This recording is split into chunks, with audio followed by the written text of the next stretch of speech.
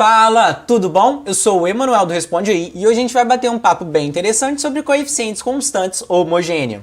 Pois bem, até o momento nós conhecemos, EDOs de primeira ordem e de segunda ordem.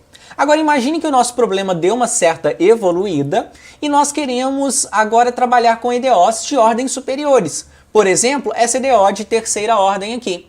Ou até mesmo trabalhar com esta outra EDO de ordem 4. Generalizando, a gente pode trabalhar agora com uma EDO de ordem N, onde N é um número qualquer maior que 2.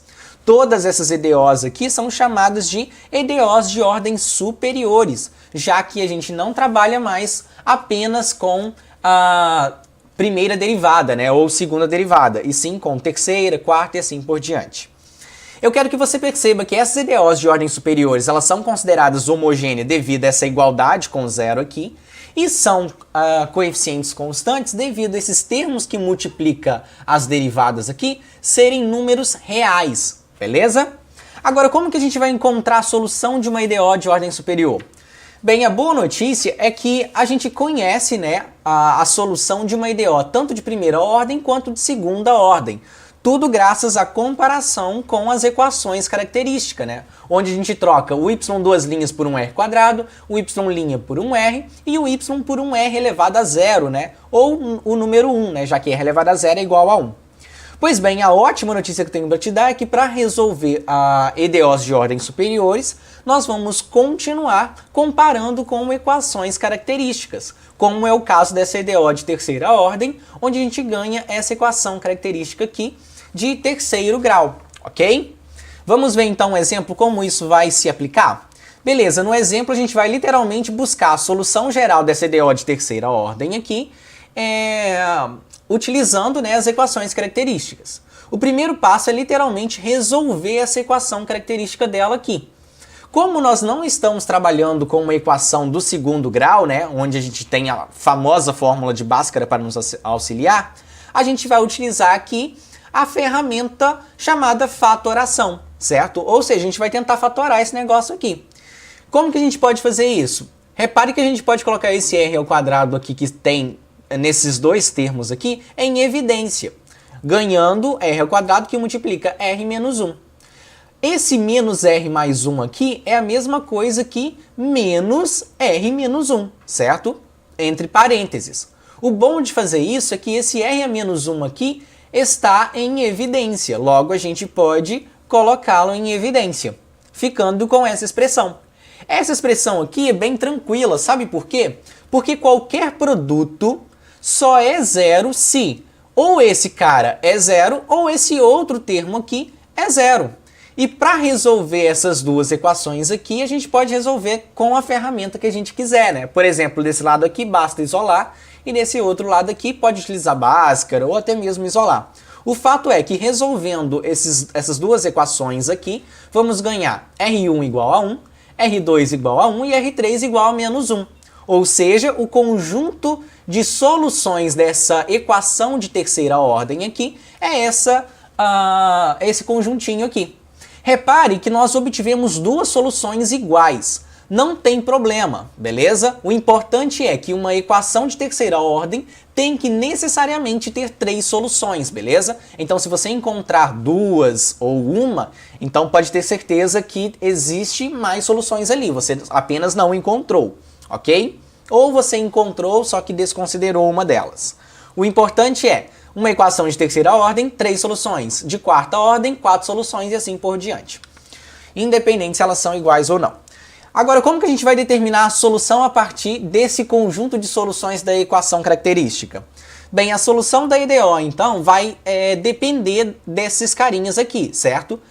O fato é que quando a gente tiver soluções, raízes diferentes, por exemplo, esse menos 1 aqui, a solução para essa parte diferente aqui vai ser, vamos lá, constante C3, tá legal? Eu tô chamando de constante C3 aqui, porque é devido à resposta ser à raiz 3, tá? Referente à raiz 3.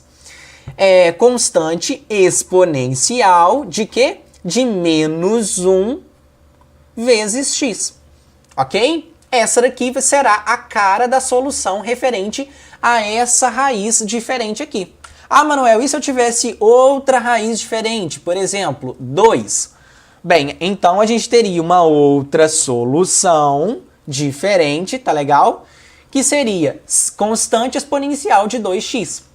Mas a gente não tem isso, né? Então vamos esquecer isso por enquanto. Para as raízes que são iguais, beleza? A solução vai ser constante exponencial de 1x para essa primeira raiz aqui e constante exponencial de 1x para essa segunda raiz aqui. A diferença é que, como esses dois carinhas aqui são semelhantes e isso não pode acontecer, o que a gente vai fazer basicamente é pegar esse carinha aqui e multiplicar por x, tá legal? Na frente da exponencial. Tudo isso para tornar essa outra solução aqui diferente desta, sacou?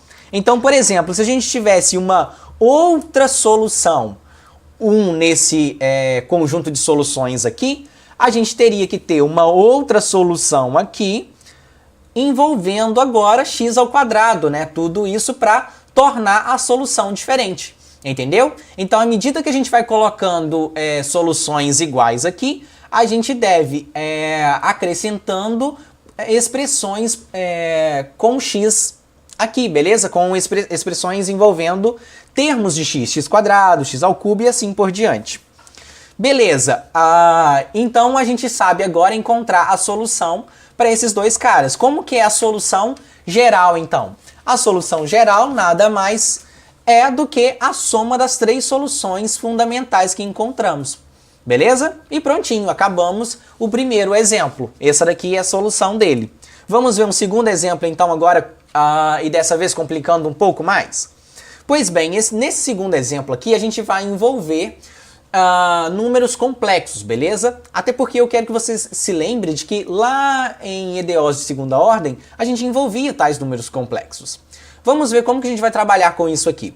Primeiro a gente vai comparar com a equação característica, né, como a gente fez no primeiro exemplo, fatorar e encontrar a solução desses dois termos aqui. Nesse caso aqui, quando a gente passa esse mais 1 para o outro lado e extrai a raiz, a gente ganha raiz de menos 1 e menos raiz de menos 1, ou seja, i e menos i, né, são dois números complexos conjugados. Quando isso acontece, para encontrar soluções fundamentais, né, a partir desse conjunto de solução aqui da equação característica, a gente vai fazer o seguinte: para soluções complexas, a gente vai encontrar diretamente a solução da soma de y1 mais y2, certo? Dado o número complexo geral formado por a mais bi e a menos bi, né, são dois complexos conjugados, a solução envolve expressões com seno e cosseno, ou seja, a exponencial de ax, onde a é a parte real, que multiplica constante cosseno mais constante seno. Bem semelhante ao que nós tínhamos lá em EDOs de segunda ordem mesmo, lembrou? Onde esse b aqui é a parte imaginária. No nosso caso, né, o a vale 0, já que a gente não tem parte real nesse número complexo, e o b vale 1, ou seja, a nossa solução para y1 mais y2 é igual a esse carinha aqui, ok? A solução para a parte real diferente, né, vai ser exatamente igual, né, ou melhor, semelhante ao que nós fizemos lá no primeiro exemplo, ou seja, a gente vai pegar constante exponencial de 1x, né, onde 1 é o único número diferente nesse caso. A solução geral será a soma dessas três soluções, ou seja, será y3 mais y1 mais y2. Nesse caso, a gente vai ganhar que a solução geral é igual a esse carinha, beleza? Então, resumindo, né, para você chegar na sua prova lá e matar qualquer problema de EDOs de ordem superior, uma EDO de ordem superior com coeficientes constantes e homogênea tem esse formato, ok? E a gente sempre vai resolver comparando com a equação característica. Daí a gente resolve a equação característica e dependendo da solução da equação característica, a gente vai ter soluções fundamentais diferentes. Por exemplo, para todas as soluções raízes diferentes, a gente vai encontrar constante exponencial e constante exponencial. Se eu tiver alguma solução igual, né, a gente tem que lembrar de colocar o x na frente da outra solução semelhante, né? Ou x ao quadrado e assim por diante. Tudo isso para tornar essas duas soluções aqui diferentes entre si, já que R1 e R2 são exatamente iguais. Beleza? Se a gente tiver números complexos, conjugados, a solução vai ser nesse formato envolvendo tanto cosseno quanto seno. Pois bem, basicamente esse é o nosso vídeo de hoje. Eu realmente espero que ele tenha te ajudado. Se te ajudou, responde aí. Um abraço então e até a próxima!